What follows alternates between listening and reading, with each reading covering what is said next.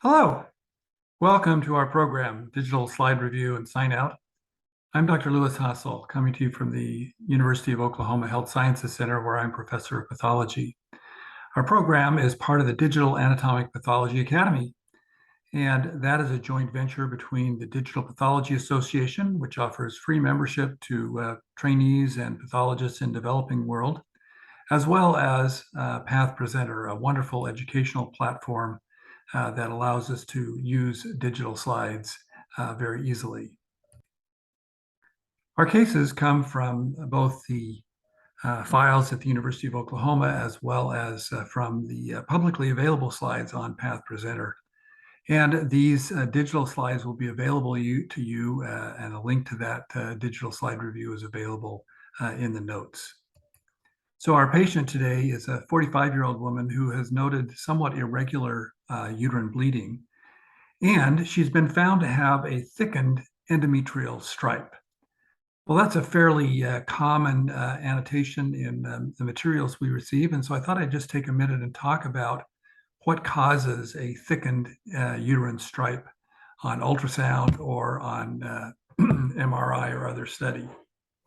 Well, certainly anything that causes the endometrium to appear more prominent, such as polyps or physiologic hyperplasia, can give you a thickened area. Of course, normal ranges are established for this finding based on the patient's cyclic phase, age, and hormonal status, and so forth. That being said, there still are some false positives because varying degrees of hyperplasia or neoplasia can be present, or physiologic changes can sometimes be out of sync. In addition, mural nodules like fibroids can be a source of enlargement or thickening of that stripe, as well as certain drugs like tamoxifen, which can cause a degree of hyperplasia, and of course, pregnancy, whether or not that's known or occult, can be a source of thickening as well. So under the ultrasonographer's guidance here, you can see how this slightly different echogenic focus here in the center of the uterus corresponds to the endometrium, and standard ranges for thickness are established to help them determine thresholds that would be normal or abnormal in a given setting. So our patient was found to have a thickened stripe, and a biopsy was performed, which showed or was interpreted as showing hyperplasia. And the actual report did not specify whether this was atypical hyperplasia or physiologic or non-neoplastic, non-atypical hyperplasia. But needless to say, it led to a hysterectomy, which was performed at our institution. And this is a representative section from a polypoid mass within the endometrium, but similar changes were present in other areas. And as you can see, this is all endometrial type tissue, although there are some thick-walled blood vessels. And the glandular tissue here is fairly prominent, as you can see throughout. There's also, you can begin to appreciate that there's a degree of complexity to the architecture here, as many of these glands are dilated and have heaped up or papillary projections into the lumen of each gland. As we look at this, however, we don't see any true cribriform type formation. We don't see particularly solid growth. In fact, it looks quite uniform from one gland to the next. There are no non-hormonally responsive glands in this area. Or it's even no different looking glands associated with this. And so as we pan over this and look at these glands, you'll see that the nuclei are generally basal. They have somewhat open chromatin. Occasional nucleoli are present.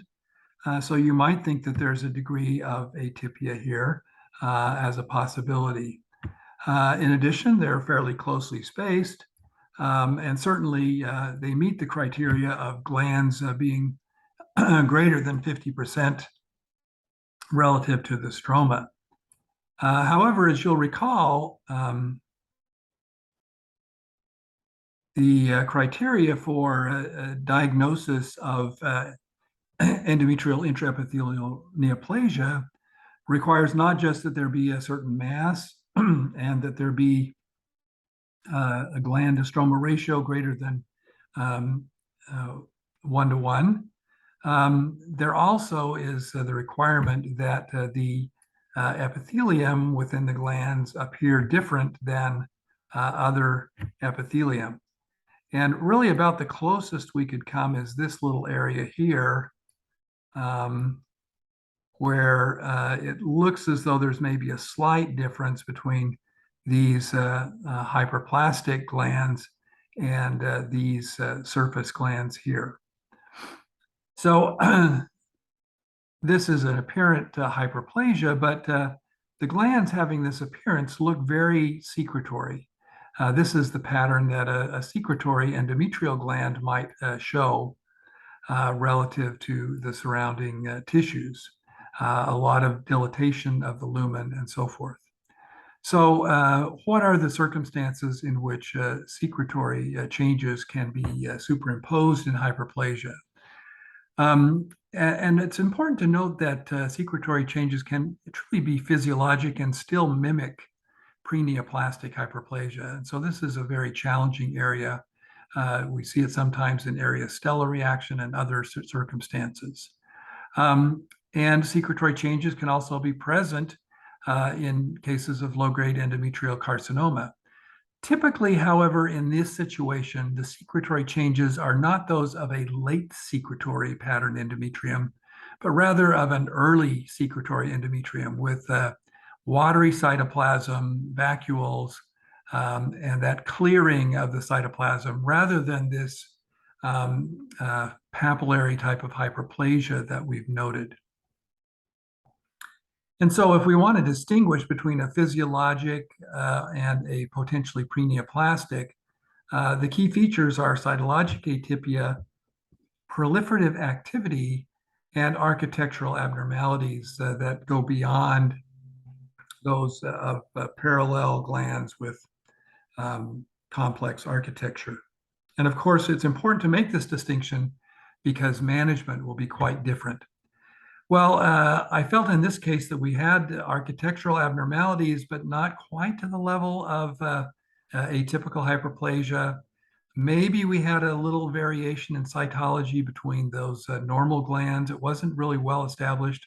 And so I decided to do an assessment of the proliferative activity within the glands relative to the other areas. And so I chose to do a Ki-67 stain. Which was quite revealing. And I felt very confident in the results after viewing this.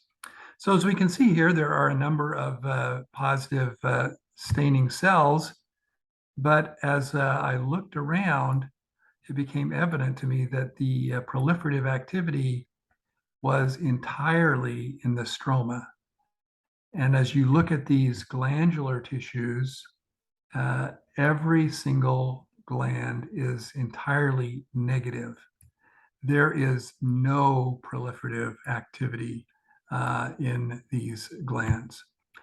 So that was, I felt, very helpful in confirming my assessment that this was a non-atypical secretory hyperplasia and therefore did not place the patient at risk for carcinoma, and it would not be necessary to work up this excised uterus for potential occult malignancy and other sorts of factors.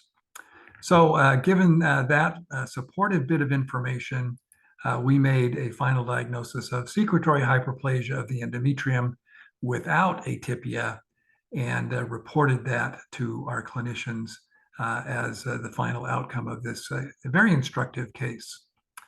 Well, I hope you enjoyed that brief resume, or brief summary of some interesting findings in GYN pathology, and that you'll hit the like button We also encourage you to subscribe and check the bell box so that you can be notified as new releases come on our channel. So again, until next time, thanks so much for joining me.